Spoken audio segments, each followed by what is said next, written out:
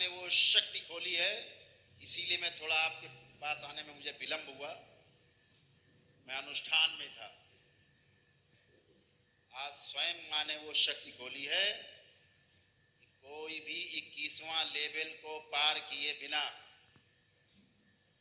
दरबार की नकल करता है, मेरी नकल करता है, मेरे बोले गए शब्दों को दोहराता है, जड़ से नष्ट हो जाएगा पूरा का पूरा खानदान।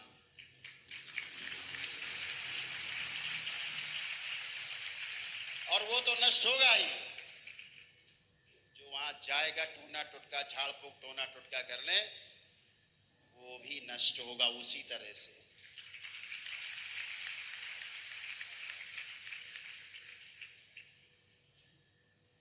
आज दरबार ने वो शक्ति खोल दी है। अभी तक नहीं करते थे कि चलो कुछ दरबार के लोग करते हैं तो कष्ट उठाएंगे, दंडित होंगे, मृत्यु हो सकती है उनकी। लेकिन अब वो समय आ गया,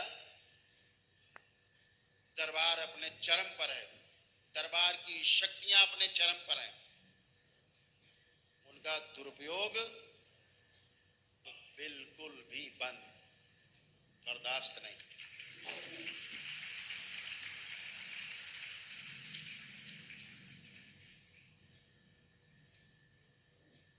जैसे ही ये करते हैं आप लोग टोना टुटका, वो टोना टुटका ही कहा जाएगा जिसको आप जानते ही नहीं कि कैसे हो रहा है, क्या हो रहा है। 40 प्रकार से स्मृतियां आप में ट्रांसफर होती हैं एक दूसरे में। ये हमने लिखा है पुस्तक में। 40 प्रकार से अधिक, उससे भी अधिक तरह से स्मृतियां ट्रांसफर हो जाती हैं एक दूसरे में, आप जान भी नहीं पाते। आप किसी को अस्पताल में देखने जाते हैं तो भी उसकी बीमारी की स्मृतियां आप में ट्रांसफर हो जाती हैं। उस अस्पताल में स्मृतियों का अंबार रहता है, वो स्मृतियां आप में घर कर जाती हैं आपके भाव से।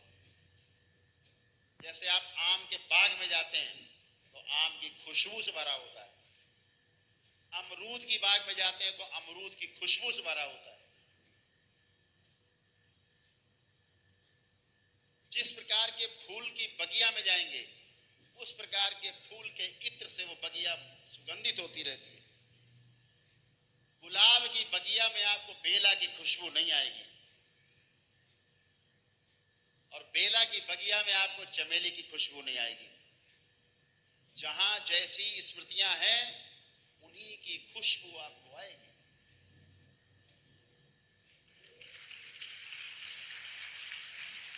ऐसे स्मृतियों का भंडार रहता है, पूरा पूरा भंडार रहता है।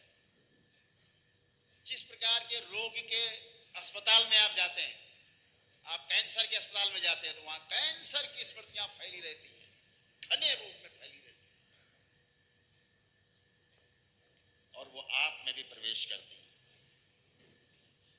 क्यों?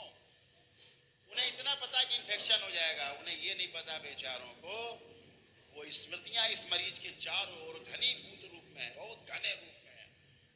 जैसे उसको वो टच करता है, वो उसकी स्मृतियां उसे प्रवेश कर जाती है। इसलिए कोई भी डॉक्टर हो, कोई भी वैद्य हो, कोई भी चिकित्सक हो, जिस चिकित्सा को करता है वो, जिसका वो स्पेशलिस्ट है, मैं ऐसे बहुत लोगों से मिला हूं और ये कभी गलत नहीं हुआ है, दरबार का अनुसंधान है।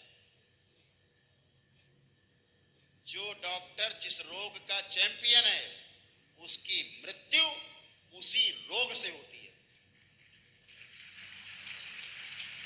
ये सुन ले सब, आगे काम आएगा, नोबेल पुरस्कार मिलेगा आप लोगों को। डॉक्टर साहब लिख के रख लो, क्योंकि दरबार को कोई नोबेल नहीं चाहिए। भविष्य में कभी ये सब प्रमाणित होगा इनके सामने।